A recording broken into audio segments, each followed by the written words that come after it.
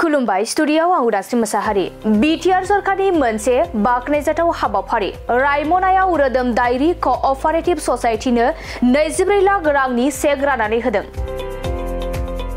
गसाइगाव महकुमानि सिङाव थानाय रायमना community नब्लाङाव रोदोमखां diary क'अपारेटिभ ससाइटिनि annual general executive मेला दिनै सानसेनि मेहेरगोनां हाबाफारिजों मेहेरगोनाङै खुंफुंजादों। बे मेलावनो इएम धनन्जय बसुमतारिया बाहागो लानानै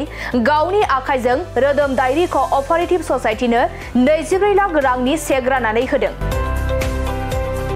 बिटिआरनि गाहाय मावफुं सोद्रोमा प्रमद बर'नि दैदेननायाव बिटिआर सरकारा बारग' एनडिएफबि बिथांमोननि रांखान्थि बिथिंखौ आरो नखर संसारखौ गोरा खालामनो थाखाय फिन रोदोमखां मिशन दानाय जादोंमोन आरो दिनै बड'फानि गोथार जोनोम सानाव रोदोमखां डायरी क'अपारेटिभ ससाइटिनि एनुवेल जेनेरेल एग्जिकिउटिभ मेल खुंनाय जादोंमोन। बे मेलावनो बारग' एनडिएफबि बिथांमोननि थांनानै थानो हानायनि थाखाय 24 लाख रांनि चेक राननानै होनाय जादों। बे 24 लाख रांनि चेकखौ मोननो हानानै बारग' एनडिएफबि बिथांमोना प्रमद बर'जों लोगोसे बिटिआर सरकारखौ साबायखर बावहरदों। दिनै मोनसे मोजां दिन मानोना जोंनि बर'नि बिफा बड'फा उपेन्द्रनाथनि जोनोम सान आरो दिनै मुस्लिम धोरोमारिफोरनि ईद बे मोननैखौबो लानानै बयनिसिमबो आंनि हामलायनायखौ बावहरबाय। आरो जोंहा बिटिआरनि चिफ मानगोनां प्रमद बर' बिथाङा बारग' एनडिएफबिफोरखौ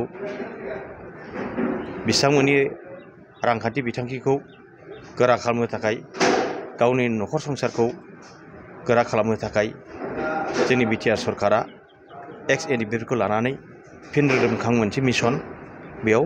दानाय जादोंमोन। आरो दिनै फिन रोदोमखां मिशननिनो जोङो दिनैहाय बे सराइबिल समस्तिनि बे मथामबिल होननाय जायगायाव जों दिनैहाय एग्जिकिउटिभ मिटिं जिरायबाय आरो बे एग्जिकिउटिभ मिटिंनि गेजेरजोंनो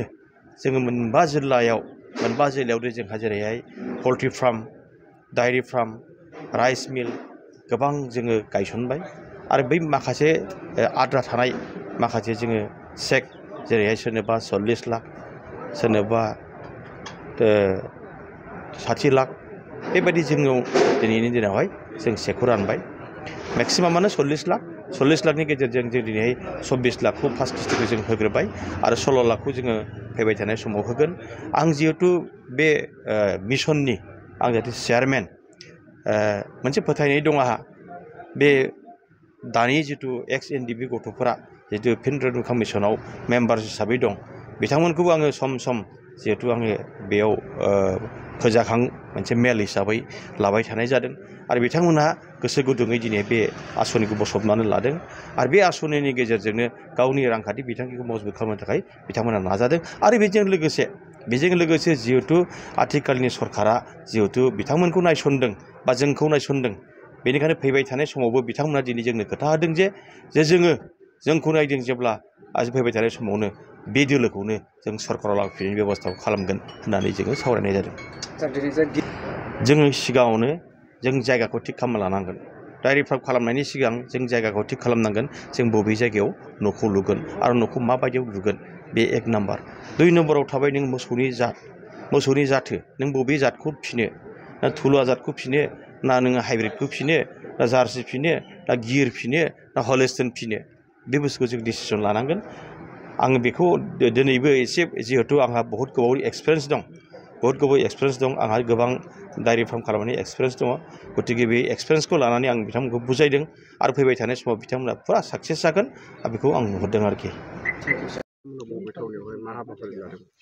दिनै क'क्राझार जिल्लानि सिङाव थानाय गसाइगाव साब डिभिसन जोंहा मथामबिल बिसिडिसिआवहाय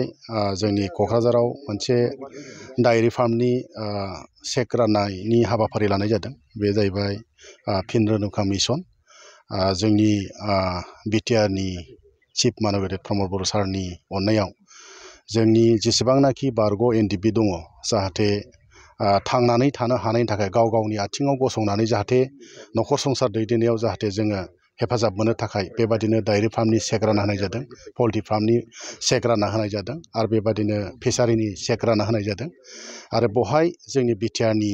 इएम मानगेदेर जोंनि धनन्जय बसुमतारी सार बिथाङा नुजाफैदों आरो लोगोसे बिथाङा बिटिआरनि फिन रोदोमखांनि चेयारमेन आरो लोगोसे WLT बिथाङाबो फिन रोदोमखा मिसननि गाहाय नेहाथारि बिथांमोनहा दिनै फैनानै जोंनो क'क्राझार जिल्लायाव डायरि फार्मनि थाखाय चेक रानना होफैदों दा बिनि थाखायनो जोङो जोबोद मोनसे रंजानाय मोन्दों गोजोननाय मोन्दों आरो जोङो दिनै धन्यबाद जासिनो सानदों जोंनि बिटिआरनि चिफ मानगेदेर प्रमद बर' सारखौ मानोना बिथाङा दिनै मोजां मोनसे मिसन दिनै जोंनि गेजेराव थांनानै थानो थाखाय बेबायदि हाबाफारिखौ लानो थाखाय बियो दिनै जोंनि बिटिआरनि सिङाव थानाय फिन रोदोमखां मिसननि आफादगिरि धनन्जय बसुमतारी बिटिआरनि बिथांनि अर्गानाइजेसनाव दिनैहाय बे चेक राननायनि हाबाफारिया जादों।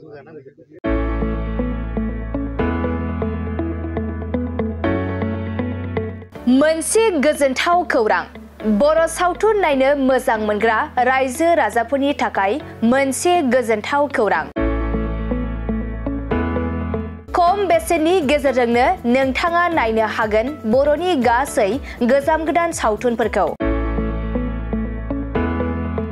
बर' सावथुन नायनो थाखाय ओंखारदों मोनसे आंगो स्ट्रिम एप बे आंगो स्ट्रिम एपखौ नोंथाङा नोंथांनि मबाइलाव डाउनल'ड खालामनानै खम बेसेनावनो बर'नि गोजाम गोदान गासै सावथुनफोरखौनो नायनो हागोन लोगोसे फैबाय थानाय समावबो बड' वेब सिरिज डकुमेन्ट्रिज बायदिफोरखौबो नोंथाङा बे आंगो स्ट्रिम एपनि गेजेरजोंनो नुनो मोनगोन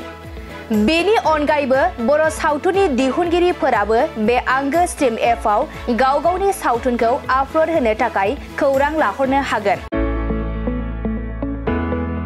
आरो जाय बिथांमोननि सावथुनफोरा इउट्युबाव पाब्लिश जायाखै बिथांमोनाबो बे एपआव आपल'ड होनो थाखाय खौरां लाहरनो हागोन